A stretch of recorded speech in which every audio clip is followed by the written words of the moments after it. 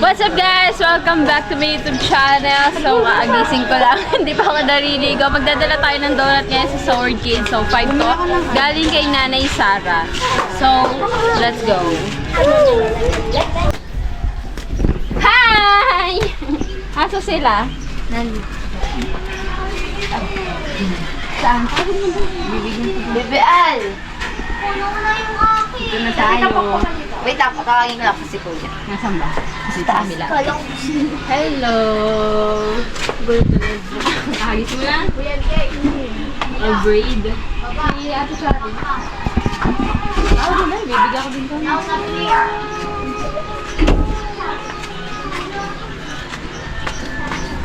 Hi LJ, para sa naman kayo ng buhok. Sino nag-quit sa inyo? Ayun. Hi! Parang bagong gising ah. Hello po. Donut Sakit dito ulit. na naman. Masakit. Oh, wag na. Masakit pala. Ay, hindi, joke lang yun. Maliwanag. Chari. Thank you po. BBM. Joshua. Thank you po. LJ. Wala na naman si MJ. Galing kay Nanay Sara. Nanay Sara again. 1, 2, 3. Thank you po, Nanay Sara. Sa ulo na nila kahit hindi ko pa sinasabi, no? Bibilang lang ako, alam na nila. So, picture na lang, picture. Alright. Yo. Dito tayo, madilim yata. Malanag. Kung na pa tayo. Malanag. Saan makita ba? Hindi makachari sa kanya. Go. Kita lahat. Go. 1, 2. Isa pa. Yung vlog. 1, 2. Alright. Thank you. Bye. Iligo kami dagat. Oh. Hoy, ano namang pinost mo kahapon? Ang dami nag-react.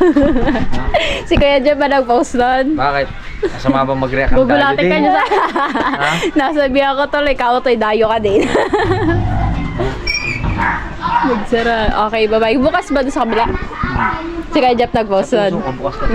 Yan. Yung akin sarado na. Grabe! Pero ang cute mo ngayon, ang taba mo, promise! Ano nangyari sa'yo? Nagpunta ka sa kusina? Alright, maliligo kami ng dagat. Samantala, patpatin. Nakayang lang pusang malaki. Bye! Alright, let's go. Dinala lang natin yung donut bago tayo maligo ng dagat. Hi! Wow, ang ganda ng dagat. Talaga? Nasa sila? Ang ganda ka, ate. Sarap maglaro ngayon.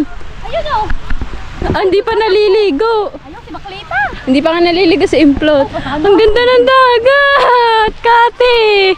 Dapat dinala mo. Dapat dinala mo yung upuan. Picture tayo. Ang ganda ng dagat. Naliligo si Baklita. Ito, maliligo. Kalikig na nga. Kala ko di naliligo. Ang ganda ng dagat, guys. Kate. Sarap lumaot. Kaya kagi ko ang tatay lumaot. Hindi ba naman daw pwede isama at expired na rehistro, baka mahuli. Rehistro ng bangka. Ang sarap maglaro, bes! Naligo ng mga baklita. Photo bomber for today's video. So ayun guys, yung nakaraang vlog ay nung The Bible Game, tandaan niyo yung The Bible Game. Nag-vlog ako, sabi ko sa kanila magsauli sila ng dalawang Bible verse. Tapos may premyo sila sa akin. Okay. 1 John chapter 1 John chapter 4 verse 8.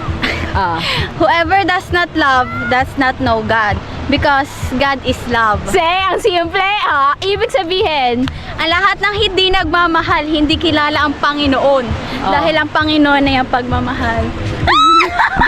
because God is love! So alam nyo ba guys, kada nagpe-pray ako, may parang kinakausap ako ng Holy Spirit. Parang kada pray ko, ang dating sa akin is puro ganito yung i-vlog ko, pero hindi ko naman alam kung paano ko siya i-gagawin. So, pinag-aaralan ko pa. So, ayun guys, continuation to ng vlog natin kagabi dahil ginabi na tayo kahapon. Dahil madilim. So ngayon natin i-continue paulit-ulit. So ang vlog natin ngayon is nagpa-assignment ako sa aking mga kasama. Sabi ko mag-sound sila ng Bible verse at ayun. So this is the day of the truth and the life. Charot. Tigisa muna. Sunod, tigigisa ulit. Dahil tigdadalwa ang sinabi ko. So ang akin ay 2 Corinthians chapter 5 verse 7. For we walk by faith and not by sight. So, ang ibig sabihin nun, manalig, kailangan nating mabuhay tayo sa faith, sa pananalig, o maniwala tayo kay God, hindi dahil sa nakikita lang natin or dahil sa sabihin lang ng uutusan lang tayo or dahil gusto lang ng ng mga magulang natin na sumunod tayo kay Jesus Christ or magsimba tayo. Kung hindi, mamuhay tayo ayon sa ating sarili kagustuhan ng nakadepende tayo lagi kay Lord. Ang hirap mag-explain pero alam ko gets nyo na yon. Okay, next! Mikay! Sakit ako agad. Go! Isa lang muna. Ano ba sa doon? Isaiah? Isaiah. Ay, Isaiah 26:3. You keep him in perfect peace, whose mind is stayed in you, because he trusts in you. Yes! Ibig sabihin. Ay, hindi ko alam! Next! Isaiah 40:29. He gives power to the weak and to the powerless. Ibig sabihin. Nagbigay siya ng kapangyarihan sa mahihina at lakas sa walang kapangyarihan. Word by word talaga i-translate. Nagbibigay siya ng kalakasan sa mga mahihila. Next! Ira. 1 John chapter 4 verse 8. Whoever does not love does not know God, because God is love. Ibig sabihin. Lahat ng hindi nagmamahal, hindi kilala ang Panginoon. Dahil ang Panginoon ang pagmamahal. Next! Next! Philippians 4:13. I can do all things to him who strengthens me. Meaning? Kaya ko, ano ba rin? Kaya kong gawin lahat ng bagay sa pamamagitan niya na nagpapalakas sa akin. Yes! Next! Ako naman. Isa pa ulit dahil tigda dalawa. So, ano ba yun? 2 Timothy chapter 1 verse 7. For God does not give us the spirit of fear, but of power and of love and a sound of mind. So, yung mga nararamdaman nating negatibo, naniniwala ako. So, nakuha ko to dahil kay Martin na tutulak ko to. So, lahat ng nararanasan nating negatibo or nararamdaman, hindi yung galing sa Panginoon. Kung hindi, dahil daw yun sa kalaban or sa devil, sa demon. So, ayan. So, yun.